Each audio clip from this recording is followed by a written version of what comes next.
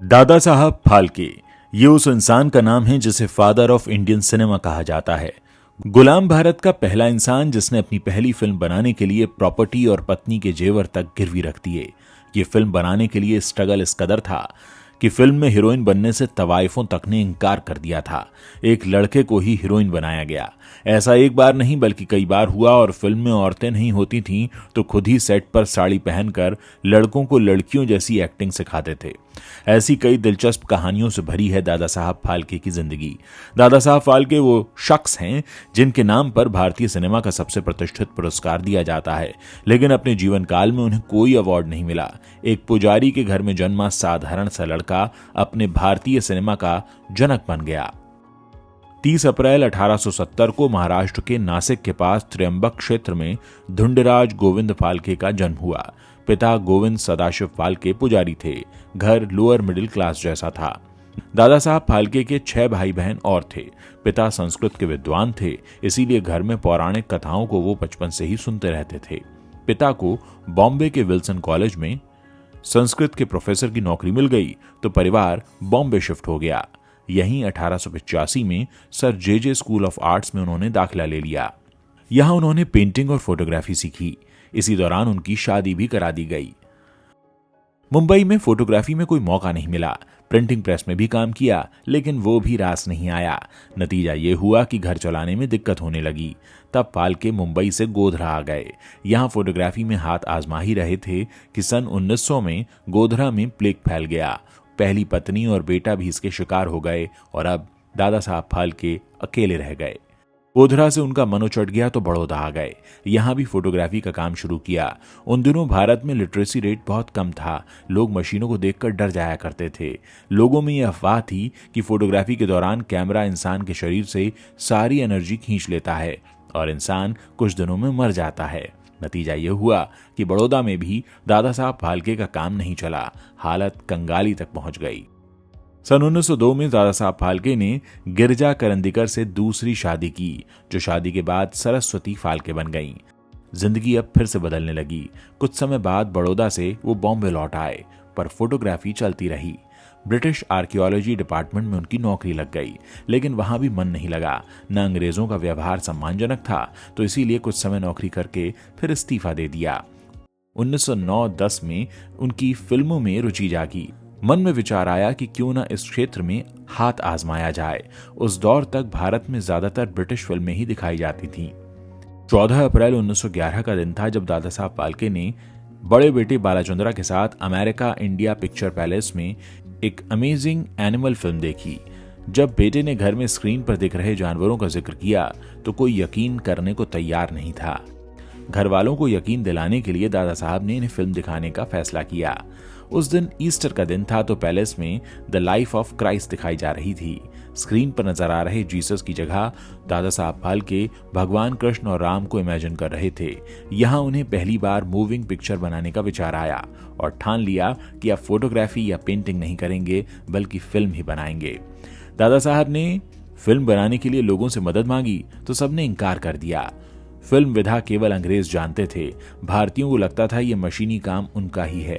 किसी नए आदमी की बात पर पैसा कैसे लगा दिया जाए। लोगों का भरोसा जीतने और फिर उन्हें ये समझाने कि फिल्में भारतीय भी बना सकते हैं, दादा साहब ने पौधों के उगने की मूविंग पिक्चर बनाई और इसे नाम दिया अंकुराची वाद। उनकी कोशिश रंग लाई तो लोगों से मदद मिल गई, लेकिन ये काफी नहीं थी। फाल्के ने पत्नी सरस्वती बाई के कहने और घर की सारी संपत्ति गिरवी रख दी। 1912 में दादा साहब फिल्म मेकिंग सीखने लंदन पहुंचे। 2 महीने बाद बॉम्बे लौट आए। मुंबई में शुरू की फाल्के फिल्म कंपनी और अपने बैनर के तले पहली फिल्म की कहानी तैयार की। फिल्म का नाम था राजा हरिश्चंद्र। फिल्म के कास्ट एंड क्रू के लिए कई अखबारों में एड छपवाया गया। पहले ही एड में लिखा था कि बुरी शक्ल वाले आवेदन न करें।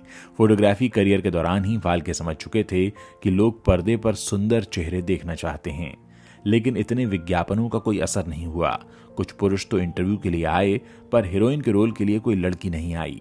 फाल्के ने कारण जानना चाहा तो पता चला कि भारतीय समाज में फिल्मों में काम करना वेश्यावृत्ति जैसा है, क्योंकि जो ब्रिटिश फिल्में भारत में दिखाई जाती थीं उसमें काफी अश्लीलता होती थी।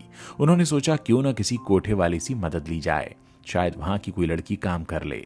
लेकिन वो कोठे से भी खाली हाथ ही लौटे। दादा साहब फाल्के एक ढाबे में चाय पीने जाया करते थे। चाय पीते हुए दादा की नजर वहां के बावर्ची पर पड़ी, जिसके हाथ नाजुक थे और उसकी चाल ढाल महिलाओं की तरह थी। लिहाजा यहीं पर राजा हरिश्चंद्र की पत्नी तारामती का रोल निभाने के लिए अन्ना सालुंखे को फाइनल किया गया। अन्ना को ढाबे में महीने के 10 रुपए मिलते थे, लेकिन दादा ने इन्हें 15 रुपए की फीस दी। सेट पर दादा साहब खुद साड़ी पहनकर लड़की बने लोगों को एक्टिंग सिखाया करते थे। पत्नी सरस्वती के अलावा सेट पर कोई महिला नहीं थी। वही 500 लोगों की टीम के लिए खाना बनाने और कपड़े धोने तक का काम किया करती थीं। 7 महीने में तैयार हुई राजा हरिश्चंद्र और पहले दिन महज 3 रुपए कमाए। जी हाँ, इस फिल्म को बनाने में 15,000 रुपए खर्च हुए थे। फिल्म बनाने के लिए फाल्के खुद script writer, director, production designer, makeup artist और एडिटर भी बन गए। 6 महीने 27 दिनों में 40 मिनट की ये फिल्म बनकर तैयार हुई। 21 अप्रैल 1913 को ओलंपिया थिएटर में फिल्म का प्रीमियर हुआ और 3 मई 1913 को गिरगांव के कोरोनेशन सिनेमा में रिलीज हुई भारत की पहली फुल लेंथ फीचर फिल्म राजा हरिश्चंद्र। ब्रिटिश फिल्मों की न्यूडिटी वाले अनुभव के कारण कम ही लोग फिल्म देखने पहुंचे थे। पहले दिन फिल्म ने महज 3 रुपए कमाए, जबकि टिकट का दाम था 4 आना। थिएटर का मालिक नाराज हो गया। उसने दादा साहब फाल्के के सामने 3 विकल्प रख दिए। पहला, या तो फिल्म थिएटर से उतार दी जाए, दूसरा, फिल्म की लेंथ बढ़ाई जाए, या तीसरा, टिकट के दाम और कम कर दिए जाएं। और दादा साहब फाल्के इनमें से किसी के लिए तैयार नहीं हुए। उन्होंने फिल्म के लिए विज्ञापन भी निकाला, जिसमें लिखा था 57,000 फोटो एक साथ देखिए, जो एक रील का तिहाई हिस्सा है और 2 किलोमीटर लंबा है। विज्ञापन ने काम किया और अगले 2-4 दिनों में कमाई 300 रुपए तक जा पहुंची। बॉम्बे से नासिक लाते हुए राजा हरिश्चंद्र की रील एक बार गुम भी हो गई थी। फाल्के ने दोबारा वही फिल्म बनाई, जिसे नाम दिया सत्यवादी राजा हरिश्चंद्र। विज्ञापन के बावजूद भी कमाई उतनी नहीं हो पा रही थी जिससे फिल्म की 15,000 रुपए की लागत निकाली जा सके। ऐसे में दादा साहब फाल्के की मदद के लिए लोकमान्य बाल गंगाधर तिलक आगे आए। तिलक ने लोगों से अपील की कि वो ये फिल्म जरूर देखें। उनके कहने पर सिनेमाघर में भीड़ टूट पड़ी। कुछ ही दिनों में इतनी कमाई हो गई कि फिल्म की लागत निकल गई। फायदा भी हुआ और अगली फिल्म लंका दहन बनाने पर काम शुरू हो गया। रामकथा पर आधारित लंका दहन बनाने में भी दादा साहब फाल्के को एक ही समस्या का सामना करना पड़ा, हीरोइन की कमी का।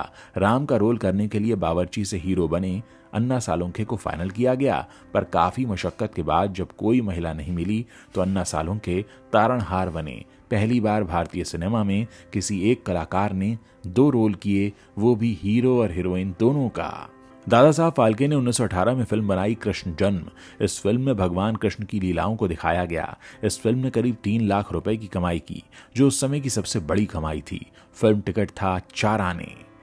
ऐसा कहा जाता है कि इस फिल्म के कलेक्शन से सिनेमाघरों में सिक्कों का ढेर लग जाता था, जिन्हें टाट की बोरियों में भरकर बैलगाड़ी से फाल्के के ऑफिस ले जाया जाता था। फाल्के फिल्म कंपनी में बाल गंगाधर तिलक और टाटा जैसे नामी लोग पैसा लगाना चाहते थे, लेकिन फाल्के ने लाखों के ऑफर ठुकरा दिए। उन्होंने बॉम्बे टेक्सटाइल कंपनी का ऑफर कबूल किया और फाल्के फिल्म कंपनी को नाम दिया गया हिंदुस्तान सिनेमा फिल्म कंपनी। 1918 में दादा साहब ने इस प्रोडक्शन कंपनी से पहली फिल्म श्री कृष्ण जन्म बनाई, जिसमें इनकी बेटी मंदाकिनी कृष्णा बनी। फिल्म हिट हुई और उसने उस वक्त 3 लाख रुपए कमाए थे। प्रोडक्शन के पार्टनर्स के हस्तक्षेप से परेशान होकर फाल्के ने अपनी ही बनाई कंपनी छोड़ दी। 1.5 लाख रुपए के शेयर भी नहीं लिए और अचानक कंपनी छोड़ने पर 50,000 रुपए का जुर्माना भी चुका दिया। फाल्के की गैरहाजिरी में उनके साथ काम किए लोग ही कंपनी चलाने लगे और उन्होंने अपनी रिटायरमेंट भी अनाउंस कर दी। सालों बाद जब फाल्के ने वापसी की तो अपनी ही बनाई कंपनी में 1,000 रुपए के वेतन पर नौकरी की। फाल्के ने मालिकों से अनबन के चलते 2 बार कंपनी छोड़ी। पहली बार जब आए तो वेतन घटाकर 500 रुपए हुआ और दूसरी बार महज 250 रुपए।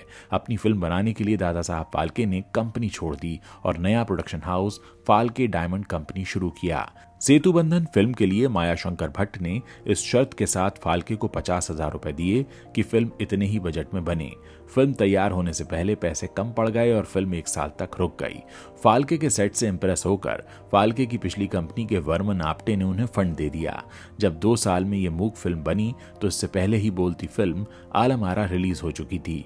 थिएटर में इस फिल्म को जगह ही नहीं मिली। आलम आरा के डायरेक्टर आरदेश्वर ईरानी ने फाल्के से फिल्म को साउंड के साथ दोबारा बनाने की सलाह दी। 40,000 रुपए लगाकर फिल्म को साउंड के साथ बनाया गया और ये फिल्म कमर्शियली हिट रही। 2.5 लाख रुपए में फाल्के के निर्देशन में बनी इकलौती साउंड फिल्म गंगावतरण 6 अगस्त 1937 को रिलीज हुई। उसके बाद दादा साहब फाल्के ने हमेशा के लिए फिल्म बनाना छोड़ दिया। 73 साल की उम्र में 16 फरवरी 1944 को दादा साहब फाल्के का निधन हो गया। ये भी संयोग रहा कि भारतीय फिल्मों को दुनिया में लाने वाले दादा साहब को उस समय तक कोई बड़ा सम्मान या पुरस्कार नहीं मिला था, क्योंकि उस समय तक भारत में ब्रिटिश राज था। 1969 में दादा साहब फाल्के के ऐतिहासिक योगदान के लिए भारत सरकार ने उनके सम्मान में सबसे प्रतिष्ठित दादा साहब फाल्के अवार्ड की शुरुआत की। First lady of Indian cinema कही जाने वाली देविका रानी को पहली बार इस अवार्ड से सम्मानित किया गया।